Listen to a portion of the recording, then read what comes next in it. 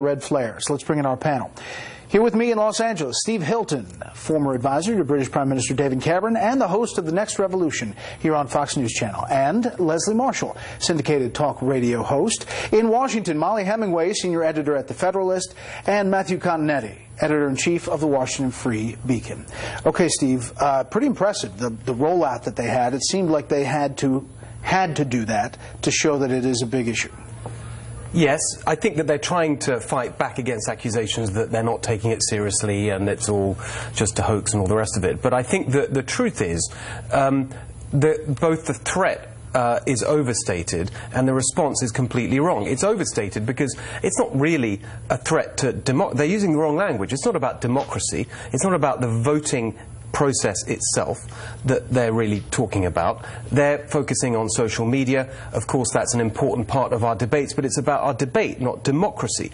If you're really worried about Russian and other influence over votes, then there's a simple solution, is to get rid of all this technology that has made us so fragile. Go to paper ballots? Literally paper. When I say this, people laugh and think I'm joking. I'm not joking. You have paper ballots, human beings counting them, phoning the results in on a landline. I'd like to see Putin or whoever else hack 1 million pencils. There you go, Molly.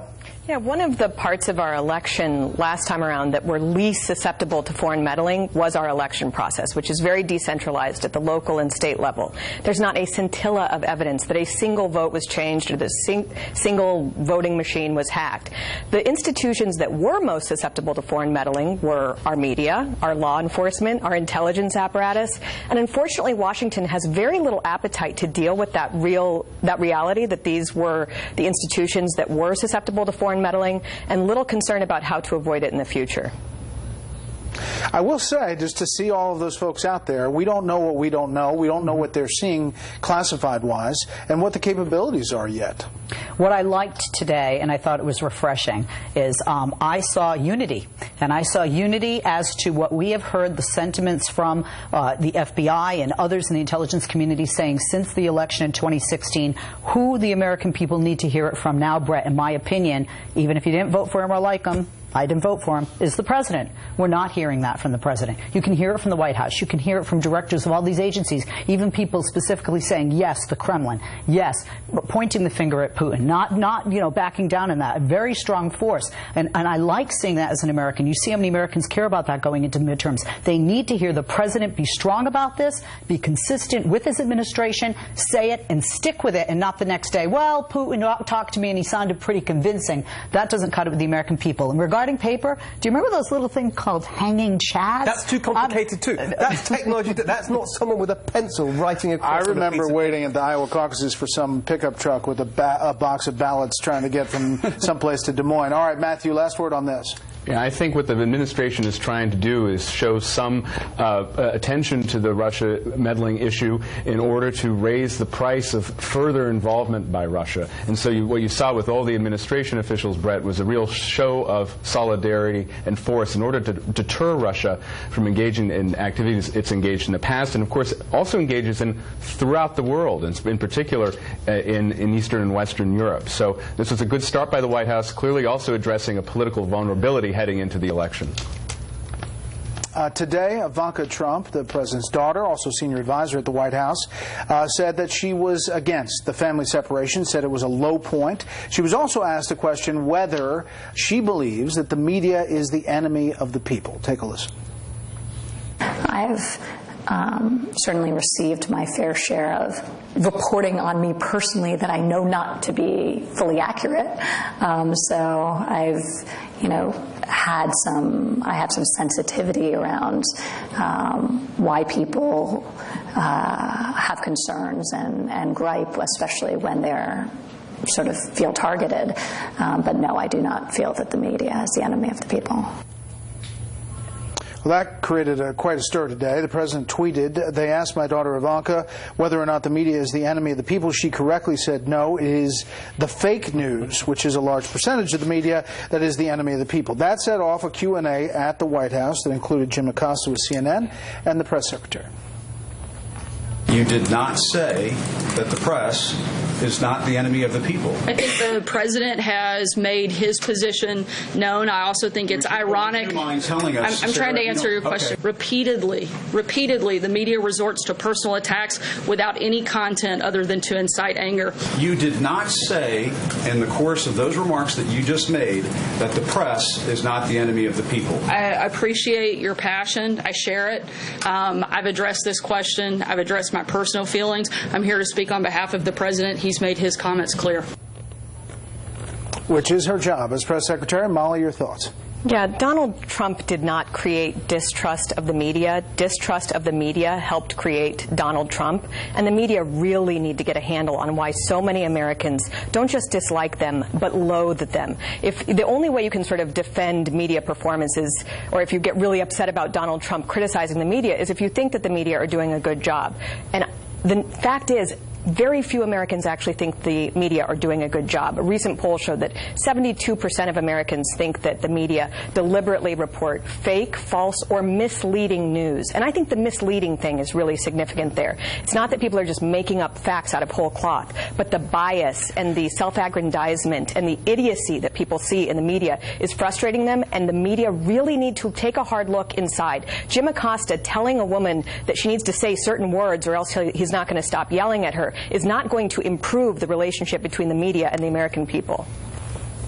Well, I will say this. Quinnipiac, again, the poll out, enemy of the people, view on the news media, total 21%, part of the democracy 71%. But then you look at the GOP voters in the split there. Leslie, I mean, I think we can say effectively the media is not the enemy of the people. You saw the president's parsing of it's the fake news. That's the enemy of the people. The outright rage button goes to 11 every day, it seems. And then they forget that other things are happening. Your thoughts on all this? Well, I think because I'm glad you showed that poll, because this is one of the things that I'm seeing, and it actually speaks to what Russia's doing successfully, which is dividing us as a nation further and along political lines, and we're seeing that. It's sort of like, there are people, on the right that think this, not this being Fox, a certain network is bad, those on the right that think another network's bad, based on anything that isn't said that they agree with or that they like. For example, the president likes anybody on any network who says something positive about him, any world leader that says anything positive about him, and I think his followers and many in the GOP are showing that by the results of that poll. Matthew? Well, I think the incentives here, Brett, are kind of in misalignment. On the one hand, you have many in the press who have an incentive to be very oppositional toward the Trump administration, who have an incentive to be sensationalist, to get ratings, and also to kind of get a sense of heroism against the Trump administration. And on the other hand, you have the Trump administration, which clearly understands that its base is extremely distrustful of the media, and for many, many years the conservative base of the Republican Party has viewed the media as basically kind of the epitome of the political and cultural elite in this country. So I don't see this debate or argument ending anytime soon. Yeah, and just not a promo here, but just putting it up. Most trusted by the research intelligentsia by Brand Keys, BBC and Fox News at 87%. All right, Steve, what about this whole back and forth? Well, first of all, just specifically on Jim Acosta, I think his persistent bullying of Sarah Sanders there is bordering on the abusive. But don't expect any Me Too action on that from CNN, I think. But on it really shouldn't be about us ever. But he is making it so, and he is bullying her on a regular basis in an extremely offensive way. But I want to address the big point, which is that, when I think of this debate in the context of the very robust back and forth between press and politicians that I grew up with in the UK, the whole thing just strikes me as being ridiculous. And the media here seems to be sort of insufferably pompous and self-regarding. Of course, it's true that the press are a vital part of democracy, but they're not above everyone else, and they're not above criticism. Criticizing the free press is not the same as being a threat to the free press. Right. And I think that what most people look at all this and this self-pitying whinging from the media and think, what a bunch of sanctimonious idiots. I get that part, but there's also the other side, Molly, that says the crowd that gets stirred up at the rallies as the president points back to Jim Acosta doing a live shot and then yells at him is also a problem, right? We as a country, aren't we better than that? It is really important not just to have laws that protect freedom of the press, but a culture that supports it as well. So while it's absolutely true that you can criticize the press, you do want your politicians and political leaders to support the culture surrounding the press. The problem is that the media give way too much ammunition to their critics. I mean, even how we talked about this, Donald Trump has repeatedly said fake news is the enemy of the American people. And everybody agrees that propaganda is bad, fake news is bad, but then they cut off that word fake and just say news. And when they do that, it gives their critics so much ammunition. We really need to see better behavior from the media if they truly want to hold this administration accountable, and holding this administration accountable is one of the things they should be doing.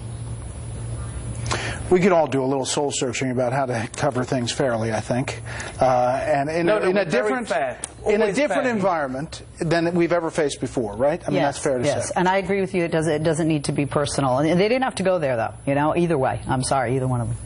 Thank you, panel, here and in D.C. When we come back.